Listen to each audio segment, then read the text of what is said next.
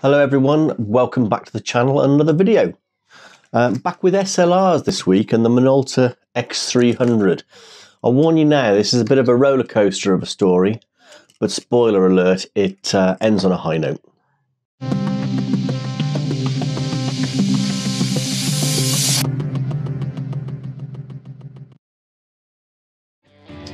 Right, so here it is, as I say, Minolta X-300. If we start on the positive side of the story to begin with, this was a camera I was looking to purchase for quite some time, and the various models that I'd seen up for sale were quite expensive, but I managed to get this at a really good price, mostly because there's a slight blemish here on the lens, which to me means absolutely nothing at all, and there's a sticky residue here which I will get around to cleaning off. Other than that, nothing wrong with it, so I was really pleased to get it. It was made between 1984 and 1990. I'm not exactly sure when this particular model was manufactured. It was also marketed in the US and Canada as the X-300, but it's actually exactly the same camera.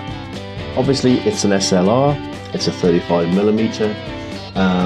The mount for this is Minolta's MD mount, which basically means that it's a bayonet mount. We have a release on the side here that if we press,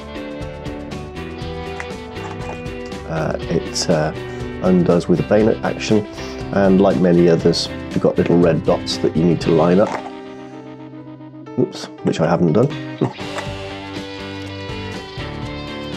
Minolta had bought out a X500 model, which was a bit more expensive than this one, and it proved extremely popular, but in order to try and sort of capture more of the market, the X300 just had a couple less features, none of consequence to me, but it made it even more popular because it was more affordable. So in terms of controls and settings, we've got our take-back spool here, and a little window giving our ASA setting for our film, and the button here basically allows you to change that, and obviously it stops it changing by accident if you're not pressing it.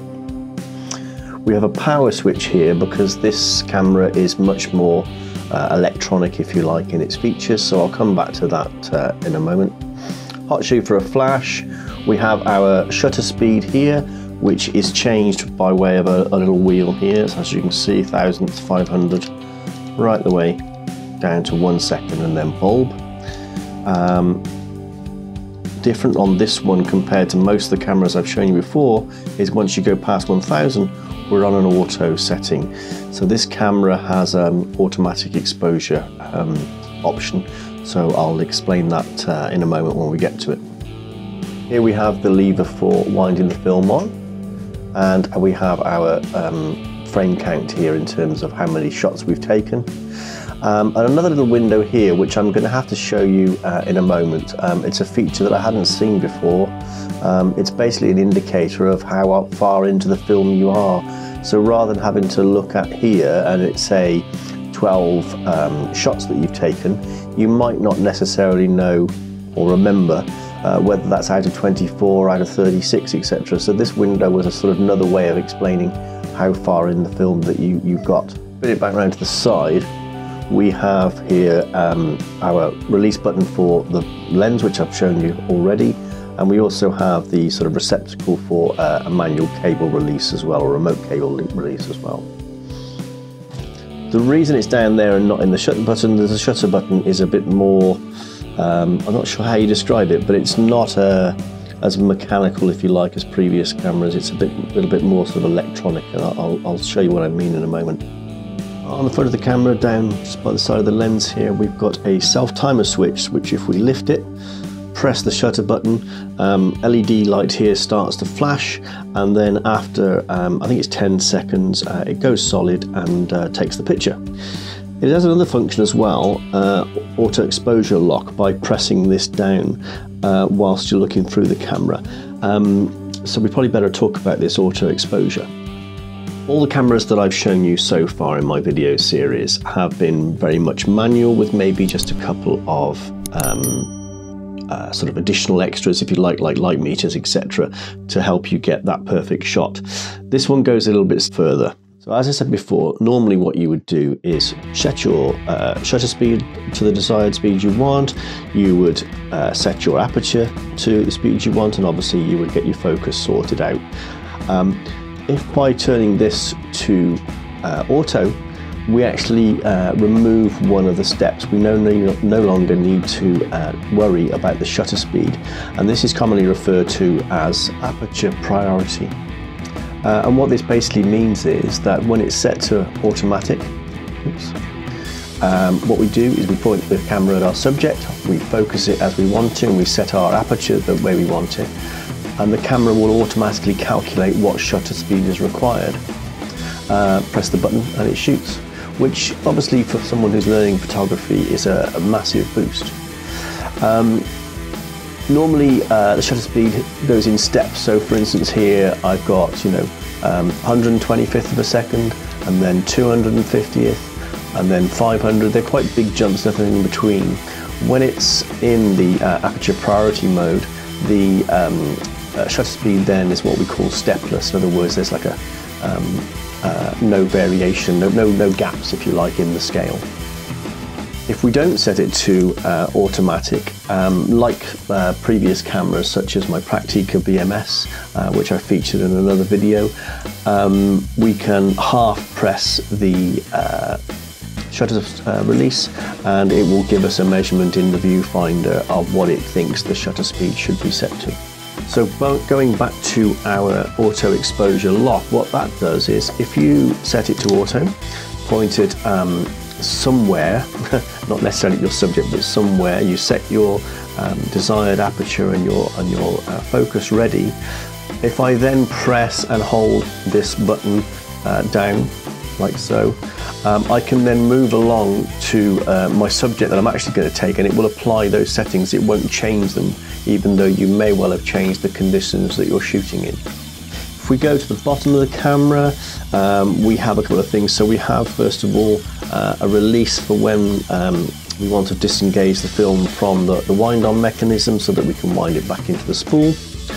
We have a mounting for tripod, battery cover, which obviously you use a coin to open, which I've got here.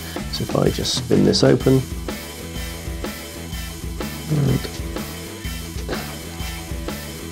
you can see that it takes this type of cell battery, which is still available today, obviously. You may notice we've got some electronic contacts both here, as another one here, and then this mechanism here. These are all allowing you to add an optional extra, which was an auto wind feature. So the device would fit to the bottom of the camera, it would screw into the tripod mount, and it would make contact with these devices here. And rather than you having to wind on manually, when you press the shutter, it would automatically wind the film onto the next frame, and when it reached the end, it would automatically wind it back into the spool. So I suspect you're all wondering where it all went wrong.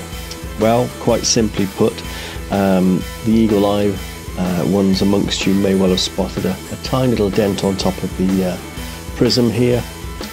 Unfortunately, I had the camera in my hand, as is my very bad habit, no strap or anything like that attached, and my friend's dog jumped up and knocked it out of my hand, and it fell to the floor. And whilst that appeared at first to be the only damage, which I could have more than happily lived with, unfortunately the camera now refuses to turn on. New batteries, switch works and everything else, but there's absolutely no life in the camera at all, which is sad. And I did make a few, the air turned blue slightly. However, I'm still happy to have it. It's a lovely looking camera, and it forms part of my display, which I'm very happy to have in it. But there was good news in the end, as I promised, in the shape of this. Now this is the Centon DF300, and it's actually an identical camera. You can see they look quite similar apart from the colours, but they are actually identical. I don't know exactly how it came about, but there were a few cameras made by Seagull.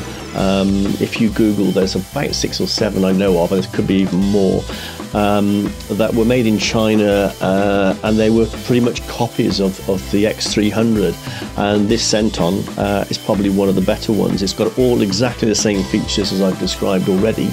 The lens is fit, and this one I was given for no money whatsoever, and it came with a rather nice 28mm to 300mm, so which obviously I can use both of these on this camera. So all's well that ends well, but it could have been a lot worse. But this one will have to be the one from now on. So thank you again for watching. I am absolutely blown away. The subscribing numbers are going up all the time. As I record this, we're on 62. It's, you know, I'm still flabbergasted that people are as enthusiastic about my rambling thoughts as I am, but you're very welcome, and I hope you'll stay and watch more videos. So I hope you enjoyed watching, and I'll see you next time.